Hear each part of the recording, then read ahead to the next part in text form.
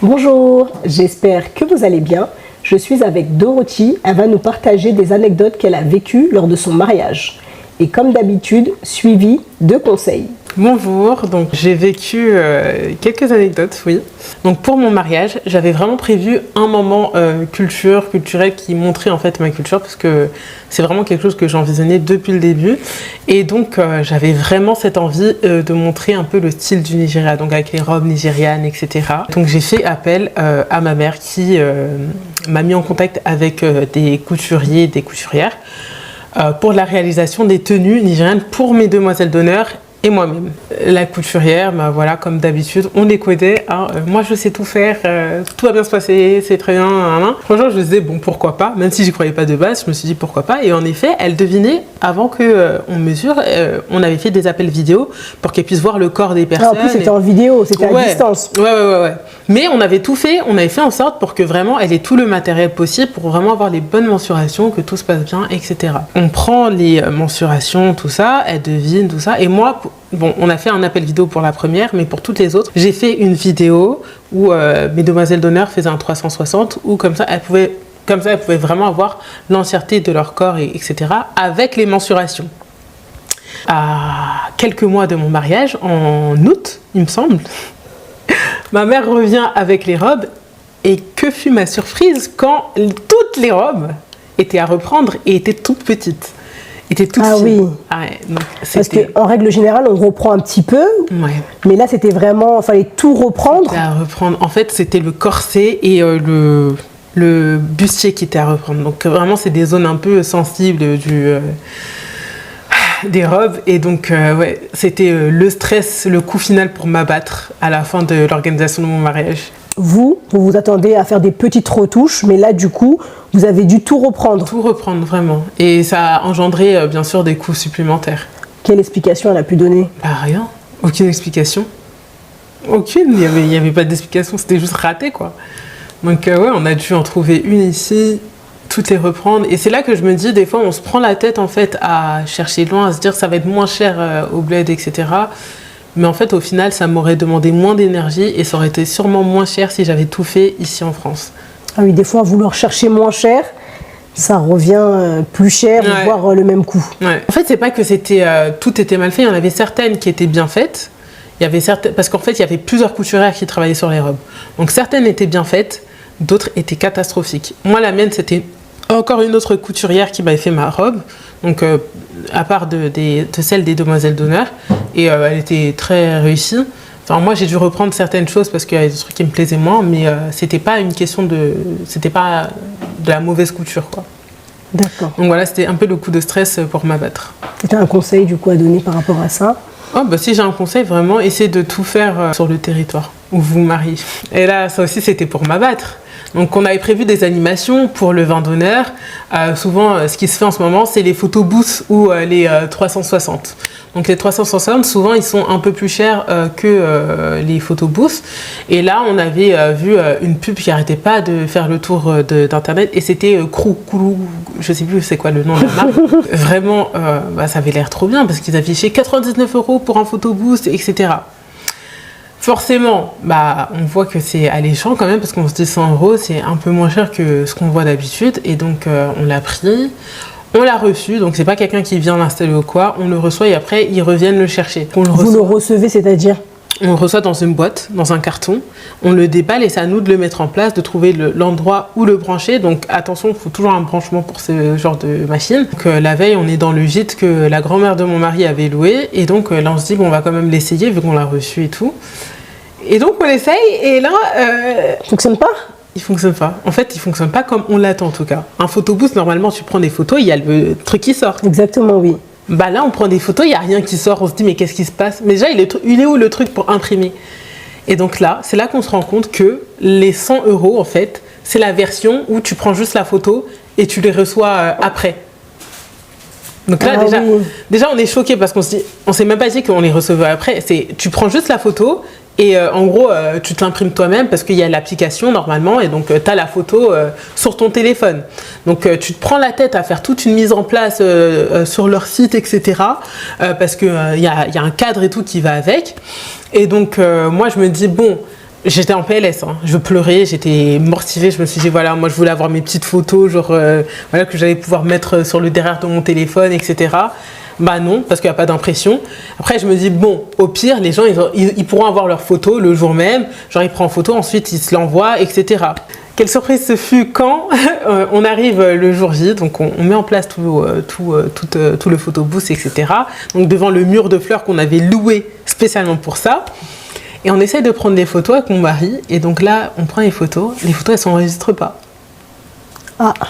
Ah là, genre elles s'enregistrent pas. Là, j'étais déjà KO en fait. Genre j'étais déjà en mode, bon, de toute façon, encore une chose, hein. Une chose de plus. Une chose de plus, pourquoi pas, allez. Et donc voilà. Et il n'y avait pas un numéro pour appeler le service client? Non. Il y avait, mais je crois qu'ils n'étaient pas disponibles à cette heure-là. Non. Vous l'avez pas du tout utilisé le jour J? On a pris des photos. En fait, on l'a utilisé, on a pris des photos. Et en fait, on a vu que ça s'enregistrait même pas. Mais normalement, toutes les photos sont enregistrées sur l'application. Et donc, j'ouvre mon application le jour d'après, je vois, il n'y a rien. Et donc là, je les appelle, je dis, mais c'est pas normal, qu'est-ce qui se passe? Il y avait un numéro d'appel? Oui. Mais le jour où on s'est rendu compte que ça marchait pas, c'était déjà trop tard. Donc après, on les a appelés. Je crois qu'on les a appelés le jour d'après. Ils ont dit oui, c'est la version. Voilà, il y a pas de moyen de. Je leur demande, est-ce qu'il n'y a pas un moyen d'avoir vite l'autre version qui imprime? Ils me disent non, malheureusement, toutes nos machines sont prises, etc. Donc là, je suis en mode PLS, mais je me dis bon. Ce qui est fait est fait, laisse tomber, profite du fait que tu l'aies, au moins les invités pourront avoir leurs photos, etc. Donc je les reçois toujours pas les photos ne sont pas dans l'application, je les appelle le jour d'après, ils me disent ah non mais il faut d'abord qu'on reçoive la box chez nous en Allemagne et ensuite les photos se mettront sur l'application. Donc vous devez renvoyer la box à vos frais? Non, pas à nos frais. Pas nos frais, ils viennent la chercher, mais il faut attendre qu'ils la reçoivent eux-mêmes et ensuite on aura les photos. Mais même quand ils ont reçu la box, il n'y avait aucune photo dans notre application. Donc voilà, on a payé 100 € pour rien. Ça, c'était notre anecdote. Pensez à bien lire les notices, pensez à bien lire tous les documents, c'est vraiment très important. Mais c'est vrai que dans franchement l'organisation du mariage, tout est tellement genre que des fois on loupe des choses comme ça. Et c'est là que je me dis que les professionnels sont vraiment importants parce que normalement ils sont là aussi pour nous dire attention ça. Pensez aux petits détails. Oui. Ouais. Parce que des fois dans des mariages ça peut arriver que y a des mariés par exemple qui oublient les alliances et tout le monde est choqué. Mais comment ils peuvent oublier les alliances? Mais c'est parce qu'il y a tellement de choses à penser. Prenez vraiment le temps de tout lire, de tout noter. Vraiment c'est très très important. L'histoire du carnet, c'était celle qui allait m'achever avant même que j'arrive devant mon mari le jour J. Donc en fait, ce que j'ai fait, je voulais pas avoir une petite feuille pour lire mes vœux. Donc j'ai personnalisé des carnets, un pour moi, mon mari et moi. Dans le carnet, c'était mes vœux à moi. Et l'autre, où le carnet de mon mari, qui disait Dorothy et moi. Tout était carré en fait, en beau petit carnet, genre voilà. Faut se dire, vraiment, c'est qu'un carnet. Les gens, ils vont se dire, c'est qu'un carnet. Je sais que c'est qu'un carnet, mais vraiment, ça, plus ça, plus ça, plus ça, ça peut rendre fou. Donc là, j'étais déjà en retard d'1 heure. Mon père n'était pas arrivé encore. Et je me rends compte, à la dernière minute, où est mon carnet, où il y a mes vœux de mariage. Là, je commence à chercher, j'appelle ma témoin. Je dis à ma témoin, Achel, mon carnet. Non, mais t'inquiète pas, c'est juste un carnet.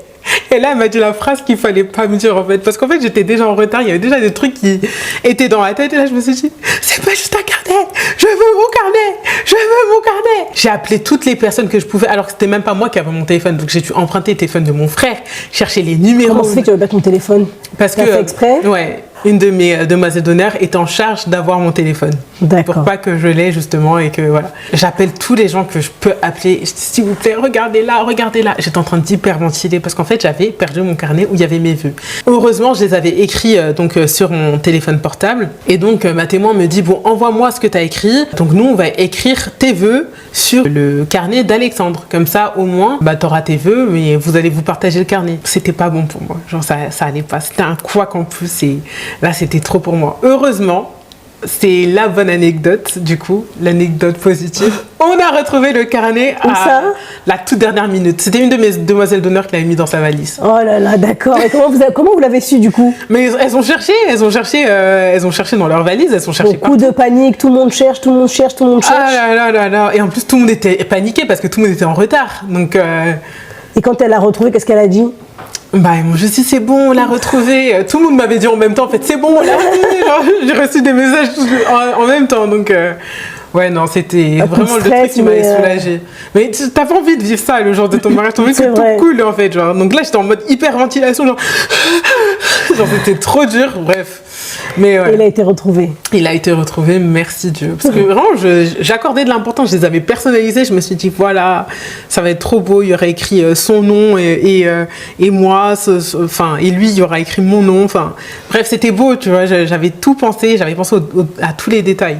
Et donc, le mariage se passe, etc. Et donc, la cérémonie se passe. Donc, il faut savoir que pendant tout ce temps, oui, il y a des couacs, mais une des règles d'or, je pense, c'est vraiment de toujours regarder la face et de ne pas faire de drame. On ne va pas s'effondrer le jour de son mariage.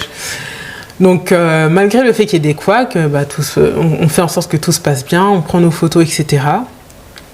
Et donc, c'est le moment de rentrer dans la salle. Et là, il y a mon mari qui me regarde. Pardon. Il me regarde et il me dit, mon bébé, stresse pas, t'inquiète pas. J'ai envoyé mes tantes et tout, mais j'ai oublié ma tenue traditionnelle au Airbnb. 30 minutes. Ah oui, 30 minutes l'aller, 30 minutes le retour, 30 minutes ça fait 1 heure. Tu es moi. Tu es moi, tu es moi, tu es moi. Là, j'étais déjà trop fatiguée. Et là, le stress, parce qu'on se dit, est-ce qu'ils vont arriver à l'heure pour qu'on commence à l'heure? Et donc les pauvres, elles sont parties pendant que tout le monde mangeait en fait. Qui est parti du coup récupérer? Les tantes de mon mari du coup. Elles sont parties, elles ont fait le plus vite possible. Oh, donc il y avait ça, et plus un élément de la dot qui était importante, donc la Bible. Il devait absolument me donner une Bible pour la dot.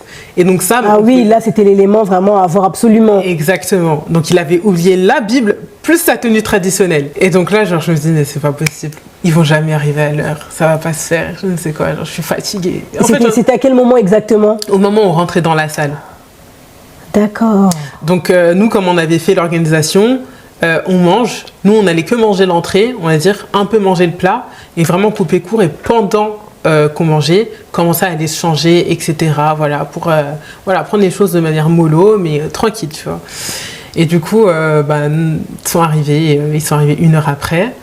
Ça va, elles n'étaient pas en retard au final parce que elles ont fait très vite, mais c'était un bon coup de chaud. Ouais, il est en stress lui aussi, alors que je l'avais pas vu en stress de l'organisation. Je pense que c'est ton stress à toi qui lui a mis un coup de stress. Ah ouais, tu vois. Des fois ça arrive. Hein. Là, j'étais tellement sans énergie, j'étais sans vie en fait. J'avais même pas d'expression. Tu vois, quand t'es tellement fatigué que tu vis même plus le truc en fait. T'es juste en mode. Ouais, j'étais comme ça. Genre à peine là en fait. Mais lui il était vraiment en stress, je le voyais paniquer et c'était à mon tour là de le rassurer pour pas qu'il pète un câble non plus parce que voilà. Prenez le temps de tout lister, ce qu'il faut faire, ce qu'il faut apporter. Comme ça le jour J, vous prenez votre téléphone, vous jetez un petit coup d'œil avant de prendre la route, vous regardez si vous avez bien tout pris, comme ça vous êtes sûr d'avoir tout sur place directement le jour J. Dot, ça concerne vraiment l'entourage et bien faire le tri pendant son mariage. L'histoire, c'est que, en gros, le meilleur ami de mon mari venait de quitter sa copine de longue date, donc ça faisait un certain temps, et donc pour le mariage, bien sûr, il était invité, et il n'y avait aucun souci avec ça, sauf qu'il venait de commencer à fréquenter une nouvelle personne. À ce moment-là, lui, il est amoureux à 1 mois, ce qui est totalement possible, mais nous, on lui fait part du fait qu'on ne voulait pas d'inconnus à notre mariage, et que vu que c'était très récent, on n'avait pas non plus envie d'avoir des inconnus sur nos photos, et peut-être des gens qui allaient potentiellement partir, on ne sait pas. On lui fait comprendre que sa nouvelle copine n'était pas invitée et au début ils sont très compréhensifs et il dit oui d'accord je comprends totalement etc. Sauf qu'au fur et à mesure du temps donc les mois passent et il se montre de moins en moins présent pour mon mari et d'un coup il annonce oui mais en fait moi je trouve pas ça normal et puis ma famille trouve pas ça normal que ma copine ne soit pas invitée. Donc mon mari lui fait part, ouais je comprends, mais en fait, tu sais, pour un mariage c'est cher aussi, on va pas se permettre de l'inviter alors qu'on la connaît pas et on sait pas si elle sera là, etc. Il se montre compréhensif quand il est avec mon mari, mais Il revient après et il dit ouais non c'est pas possible et tout. Effectivement, au bout d'un moment, il finit par dire à mon mari je ne me présenterai pas à ton mariage si ma copine n'est pas invitée. Et donc on a trouvé ça tellement chaud, traumatisant. En tout cas moi pour ma part, mon mari m'a pas vraiment montré ses émotions. Je pense qu'il essaie de les cacher, mais moi ça m'a beaucoup impacté parce que je me suis dit faut vraiment faire attention à qui on met dans notre vie, surtout dans les moments les plus importants comme son mariage et l'organisation de son mariage. On a été tellement déçus en fait de se dire qu'il y a des gens qui peuvent essayer de t'imposer une présence, même quand c'est pas justifié en fait. Parce qu'on aurait compris si ça avait été son ancienne compagne qui demandait à être présente, parce qu'effectivement on les connaissait, etc. Mais là, c'était choquant en fait de se dire que quelqu'un qui comptait autant normalement dans ta vie se montre aussi alors que c'est le moment où normalement tu pousses la personne à être égoïste en fait pour elle-même, pour son mariage, etc. parce que c'est son événement. Oui, et le jour J il n'est pas venu, parce que des fois on peut dire ça, mais après le jour J on change d'avis, on se présente. Non, le jour J il n'est pas venu, ils ont coupé court et à partir de là... C'est vraiment dommage. Ouais, c'est dommage et c'est bien aussi, ça permet de faire un tri. Donc si j'ai bien un conseil, c'est pour votre mariage, faites vraiment le tri dans votre entourage et prenez que les gens qui ont cette énergie et qui vous montrent une excitation pour vous, une joie pour vous en fait, les gens joyeux pour vous et qui sont vraiment là pour vous entourer et vous faire du bien, et pas juste des gens qui vont vous prendre votre énergie et vous demander plus d'efforts, qui vont vous prendre la tête grosso modo. Soyez bien accompagnés, le jour J c'est très important. Comme je te l'ai expliqué en style, avec ma salle, le domaine dans lequel j'ai fait mon mariage, c'était pas ouf niveau relationnel. À la prise de contact, tout allait bien. C'est vrai que plus le temps passait dans l'organisation et plus je les voyais pas présents du tout, pas rassurants du tout. Enfin, fallait les courir après pour avoir des informations. Je les ai contactés en août, il me semble, s'il y avait la possibilité de venir la veille faire la mise en place de la décoration, donc pour que ce soit plus facile le jour J, parce qu'on avait la salle que de 9h à 5h, et que je leur ai fait mon mail tout mignon en leur demandant s'il n'y a pas d'événement la veille, est-ce que nous pourrons venir brièvement commencer la décoration pour nous faciliter l'organisation du jour J. Je m'attendais pas à ce qu'ils me disent oui, mais je m'attendais pas à ce qu'ils me disent non plus. Je m'attendais à une bonne raison, ou voilà. Que fut ma surprise quand ils m'ont répondu bonjour, mais désolé, il y a un événement qui est prévu la veille. Franchement, ça ne m'aurait pas posé problème si la veille, c'était pas un mercredi 2 octobre. Parce que je me marie un jeudi en octobre, donc hors saison, vraiment. Donc je savais que, je sais pas, l'intuition faisait que Octobre encore, ça va, c'est la saison.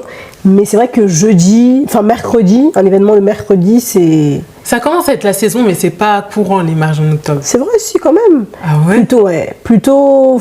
Non, octobre, ça va. Il y a encore pas mal de mariages. C'est plutôt en novembre où là, vraiment, ça se calme. Du coup, je savais que c'était faux.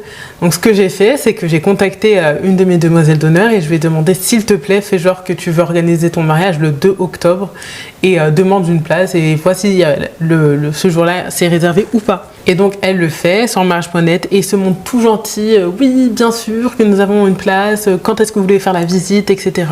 Donc là, je me dis vraiment, ils se sont moqués de moi en fait. Donc ce que je fais, c'est que je prends le screen et là, je leur envoie un gros mail, un gros pavé. Ah oui. Ah oui. T'as été audacieuse. J'avais plus le choix en fait. C'était ça ou alors on était vraiment dans la mouise pour le jour J, parce que sans ces 2 heures-là, enfin sans ce temps-là, ce temps en amont, le jour J, ça aurait été vraiment catastrophique niveau organisation. Donc j'ai tenté le tout pour le tout et je les ai confrontés. Je leur ai dit vraiment, vous mentez comme des arracheurs de dents.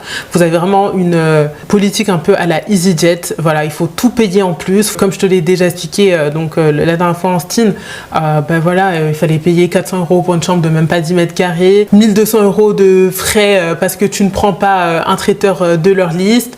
Ah oui, beaucoup de frais qui s'ajoutent. Quand même 1200 € parce que tu prends pas un traiteur de... C'est énorme. On trouvait avec mon mari que vraiment ils avaient une politique à la EasyJet et donc je leur fais part de tout ce que j'avais à dire et je finis par leur dire j'espère que vous montrerez vraiment à la hauteur de ce que j'ai pu lire sur mariage.net, etc. en disant voilà, j'espère que vous allez sur mariage.net, ils étaient bien notés sur mariage.net? Non, pas vraiment, j'ai pas regardé. Ils étaient bien notés, oui, mais j'ai pas regardé, j'ai pas vu. En fait, si, j'ai regardé, j'ai vu qu'ils avaient des bons avis, mais pour moi, c'est pas tout en fait. Et j'ai pas regardé tous les avis qu'ils avaient. Bien sûr. Donc oui, ils étaient pas mal notés, mais voilà. Donc je leur dis ça parce que je sais que c'est en effet quelque chose qui peut leur faire peur, le fait que voilà, on les ait attrapés, qu'on les ait bloqués comme ça. Enfin, je leur communique ça et donc je leur demande, j'espère que vous allez vraiment nous accompagner du coup pour ce jour-là qui est censé être l'un de nos plus beaux jours de notre vie. Donc je leur fais un mail super comme ça, voilà, enfin très accusateur aussi. Et donc elle joint la propriétaire donc en copie du mail et donc là elle dit au final elle nous dit oui, on peut vous accorder un créneau donc de 10h à midi la veille à ne pas dépasser sous peine de payer 100 € l'heure que vous dépassez quoi. Ah oui. Donc voilà, bien choisir ses prestataires vraiment parce que des fois vous avez des salles de réception ou même des domaines, s'ils n'ont pas de clients la veille, ils vous donnent accès à la salle de réception en soirée pour faire de la décoration, charger les boissons, apporter le repas. J'espère que cette vidéo vous a plu. À très bientôt.